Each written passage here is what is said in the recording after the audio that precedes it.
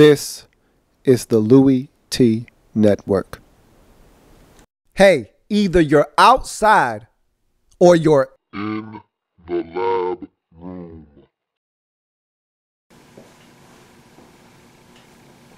Who else could it be but me, your man, Louie T? Welcome. You are in the lab room. Of course, I'm your host, Luke. Thank you for joining me. Week number 17 in the National Football League. New York Jets. J-E-T-S. Jets. Taking on the Miami Dolphins. No playoff implications here as the Dolphins weren't able to get it done down the stretch. They come into the game at 8-7, looking to finish with a above 500 record for the first time since 2009. Meanwhile, the New York Jets come into the game at 3-12. Bittersweet game for me because I'm a huge Rex Ryan fan. Don't believe that he's the problem in New York, but this is a results-based league. You understand that it's a business, and when you don't get it done, they're going to get you out and try to find someone else that can get the job done. And so, despite him being one of the best defensive minds in the game, despite him putting a defense that is playoff-worthy on the field week in, week out, despite all the injuries in the secondary, this is a team that is 3-12 going into week 17, and so Rex Ryan is probably going to get fired. He did get fired, and so you knew this was going to be his last game, and much like Jim Harbaugh, I wanted to see him go out with a W, and I'm pretty sure the players wanted to get this one for Rex as well, and that they did for the fourth time, or for the third time in a month. This Jets team has thoroughly entertained me with their play on the field, and for the second time in those 4 games, they were actually able to come out with a win. So they got it done in a 37-24 victory over the Dolphins. We'll talk about the Dolphins and what I did like and what I didn't like in this game in a second, because I'm going with the what I did and didn't like approach to breaking this game down. But I want to talk about Rex Ryan quickly, and then we'll jump into this game. He's not going to be a defensive coordinator. They talked about it during the telecast, and when you're a guy that is as good as he is at what he does, you get to call your shots. When you're one of the best defensive minds in the game, you don't have to go back to being a defensive coordinator. You don't have, when you're as good a head coach as Rex Ryan has been with the Jets. Remember, this guy was within a game of going to the Super Bowl twice with this Jets team with Mark Sanchez, Dirty Chez, at the quarterback position. When you're as good as he's been at his job, you get to call your shots. And he didn't have to go back to being a defensive coordinator. He said already, I'm not coaching anybody else's defense. And I think that's the right thing to do. That's the right move. And because he's so good at what he does, whether he's flapping his gums or coaching up defenses and being a head coach, he can call the shots. And so there's no need to be a defensive coordinator. He's either going to do one of 2 things. He's either going to work at someone's network, or he's going to work as someone's head coach. And to me, he needs to be a football coach. He's a football guy. I don't see him going the John Gruden route and being a rock star and falling in love with that lifestyle. I think that he, at heart, his dad was a hell of a coach. His brother is a coach. It's in his blood to want to be around football and actually be hands-on and getting the job done. There's unfinished business there. He understands that if he gets in the right situation, a team with already a quarterback in the saddle and an offense that can get it done, if he can come in and install his defensive philosophy rather, and turn around a team's defensive approach to the game, and they already have the pieces necessary to get it done offensively, he can win right away. And I think there are a couple of locations that will help him do that. None better than Atlanta, where I think they've got some pieces to work with. You already have Matt Ryan and an explosive offense. They just need some defensive help. I think Rex Ryan is the guy for that job. But let's jump into this game quickly.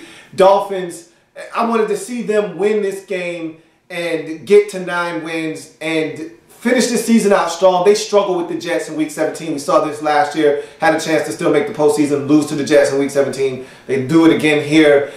Things that I like. Let's get to the things. These are all the things that I liked. Okay, so things that I liked from the game.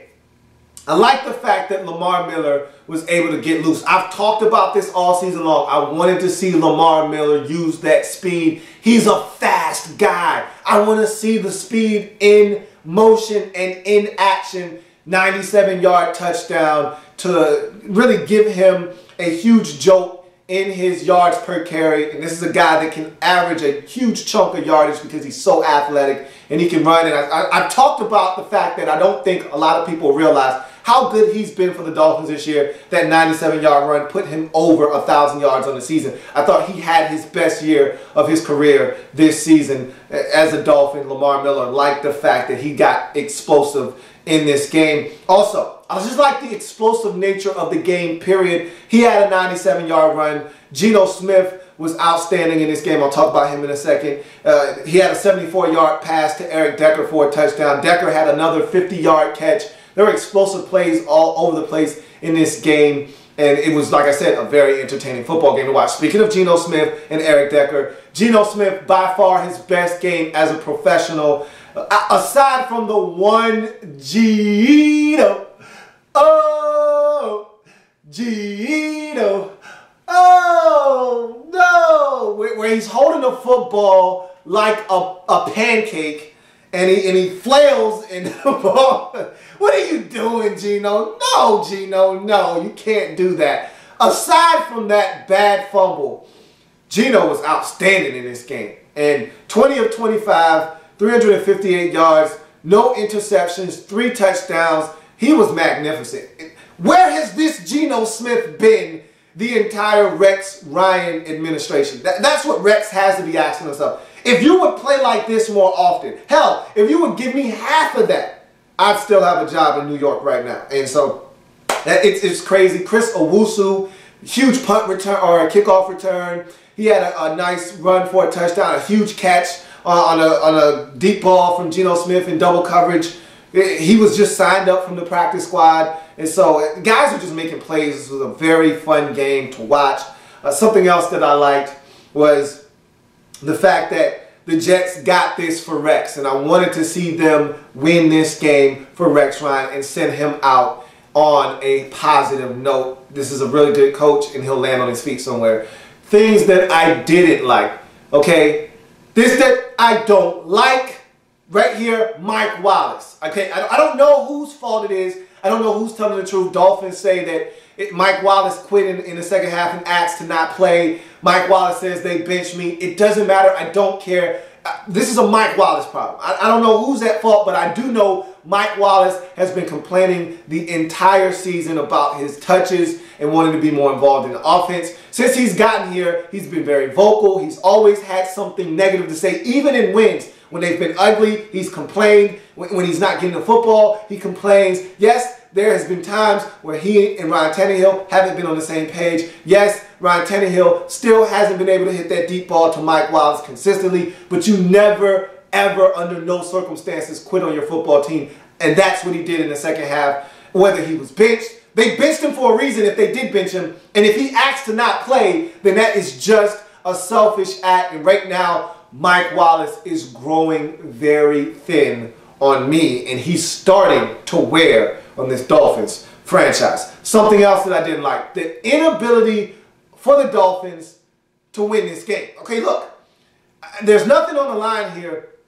After the Lamar Miller 97-yard run to put you up 10, 24-14, you needed to preserve this game. The fact that you let Geno Smith rip you for 358 yards, the fact that Cortland Finnegan could not keep Eric Decker in front of him, the fact that you could not win this game for the second consecutive year in Week 17 versus a Jets team that had nothing to play for is shameful. And this is the reason why I feel like the Dolphins still have a long way to go, because of games like this. Win this game, get to 9 wins, stop having these late season collapses. For the second time in 2 years, you've had opportunities to finish with a 500 record or better. This year, you actually made it to 500. Last year, you didn't make it to 500. This is the second year you've had a chance to get to 9 victories,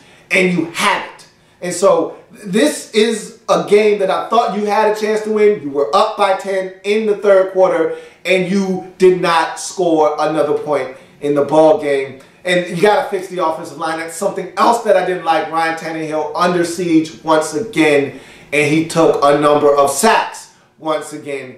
That is something that this team must clean up. Your end result, though, 37-24 victory for the Jets. They get to 4-12 on the season. They'll be picking, I believe it is now 6th in the NFL draft, if I'm not mistaken, with this victory. Meanwhile, the Dolphins fall to 8-8 on the season. Don't finish with a record above 500. And again, this to me is a loss that should have been avoided, but Dolphins didn't get it done. And Mike Wallace's situation, that bears watching there, because again, I don't want guys on my team that quit. And that's something that I won't stand for if I'm a part of the Dolphins organization, and I need to get to the bottom of that, because again, I don't want that seeping into my locker room, and that's not the culture that I want to try to embrace in Miami if I'm Joe Philbin. That's going to do it for Dolphins and Jets. I thank you for joining me. If it happens in the National Football League, whether big or small, we cover it all here in the Lab Room. Come back and join me as I continue to break down week number 17 in the National Football League. See you in a bit. In the lab.